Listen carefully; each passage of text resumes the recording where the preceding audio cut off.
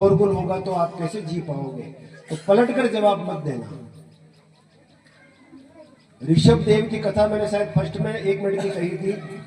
जो भगवान के अवतार हैं, वो जब बुढ़ापे में रस्ते बस्ते में निकलने लगते थे तो जवान छोरे बाल बाल के छोरे उनको तू तू तू तू करके कुत्ते की तरह रोटी का टुकड़ा डालते थे, उस पर पाद जाते थे, मूत जाते थे। और फिर किसी गली से निकलते थे तो उनको गालियां देते थे लोग।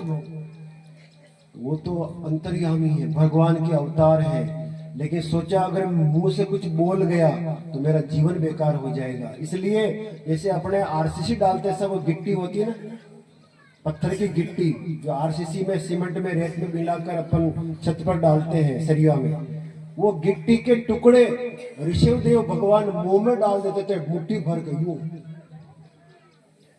ताकि कोई कहते हुए तो पाछो जवाब न देना। ये भागवत का प्रसंग आप सुन लेना ध्यान से। समय अभाव से मैं वो श्लोक नहीं निकाल पा रहा हूं, सारा इसमें सुनिए। जब आप कृष्ण के भक्त बन जाएंगे, स्वयं भगवान स्वरूप बन जाएंगे, तब लोग बाग आपके साथ दुर्गति जैसा व्यवहार करेंगे।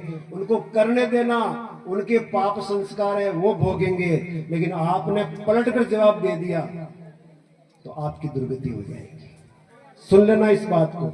घर में भी सास बहू में झगड़ा हो गया तो फिर सारा भागवत का धर्म खत्म हो जाएगा। बाप बेटे में अगर झगड़ा हो गया, धर्म खत्म हो गया। अड़ोस पड़ोस में चिल्ला कर बोल गए, लड़े झगड़ा कर दिया, ये भागवत कथा सुनी 7 दिन की सब बराबर हो गए। इसलिए अंतिम श्लोक में सूत जी महाराज ऋषियों को कह रहे हैं, अधि अतिवातां स्थितिक्षेत नामन्येत कश्चन न चेमं देहमासित वेरम कुर्वीत केनचित्। किसी के साथ भी दुश्मनी नहीं करनी यदि सदगति पानी है तो। अद्वेष्टा सर्वभूतानां, गीता को पढ़िएगा।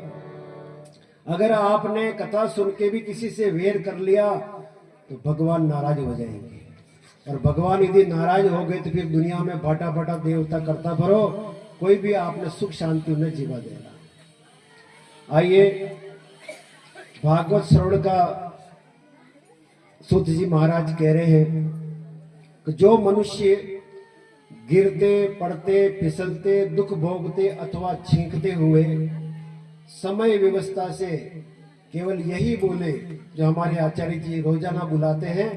एक बार मैं बोलूंगा, दूसरी बार आप सब बोलेंगे, और 3 बार बोलेंगे, हाथ खड़ा करके बोलेंगे सहज में। हरे नमः, हरे नमः, हरे नमः।